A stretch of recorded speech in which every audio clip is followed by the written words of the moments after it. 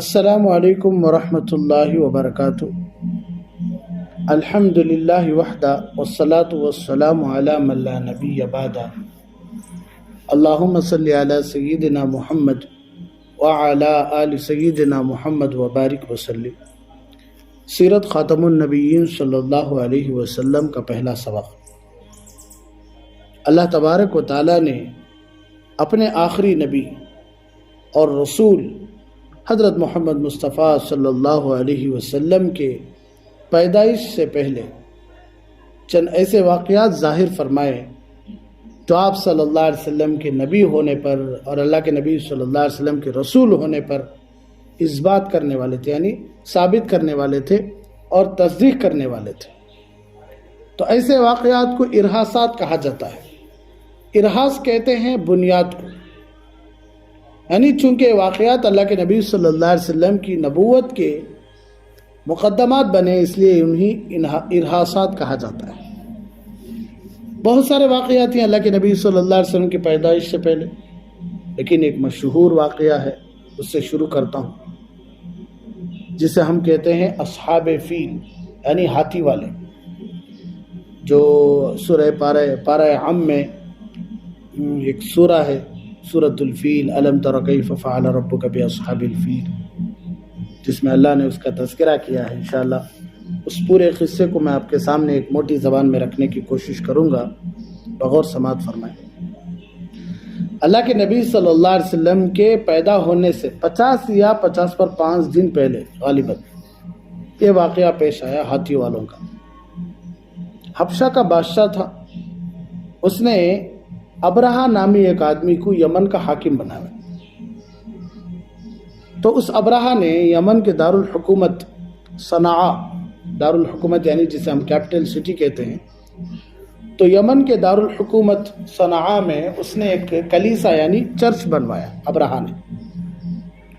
اس کی یہ نیت تھی، اس کی یہ خواہش تھی کہ لوگ جتنا عزت کعبۃ اللہ کو دیتے ہیں، لوگ جتنا مقدس کعبۃ اللہ کو سمجھتے ہیں، لوگوں کا ذہن کعبۃ اللہ سے ہٹا کر اپنے کلیسا کی طرف منتقل کریں، اس کی یہ جو نیت تھی، تو اس لیے اس نے بنوایا۔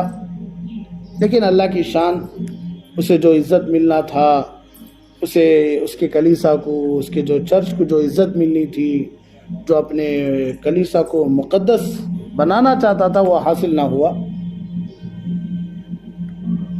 تو اس نے ایک ارادہ کر لیا کہ جس کی وجہ سے میرا کلیسا مقدس نہیں سمجھا جا رہا ہے اور عزت کی نظر سے نہیں دیکھا جا رہا ہے، وہ ہے کعبۃ اللہ۔ اس لیے میں کیا کروں، نعوذ باللہ، کعبۃ اللہ کو ڈھا دوں، گرا دوں، ختم کر دوں۔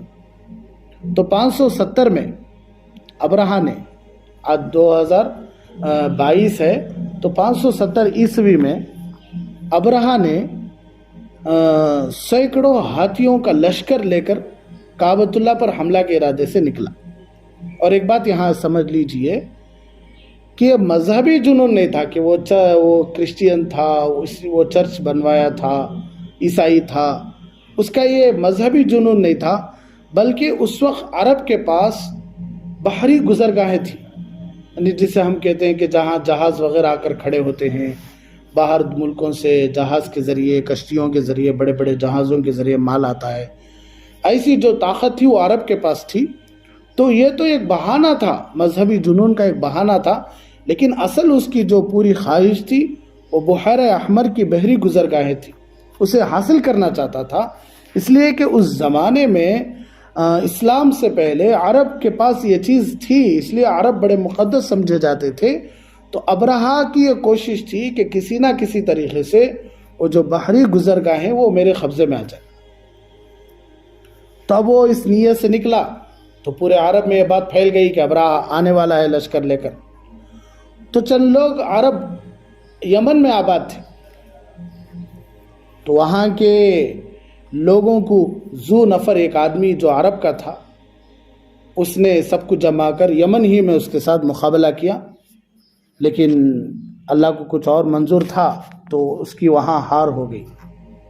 پھر اس کے بعد ابرہہ نے خشعم کے مقام پر پہنچا تو اس قبیلے کے سردار نفیل بن حبیب نے پورے قبیلے کے ساتھ ابرہہ کے ساتھ مقابلہ کیا، لیکن وہاں بھی اللہ کی شان، اللہ کچھ اور لکھے تھے، تو ان کو بھی شکست ہوئی، تو اس نے نفیل بن حبیب کو بھی قید کر لیا۔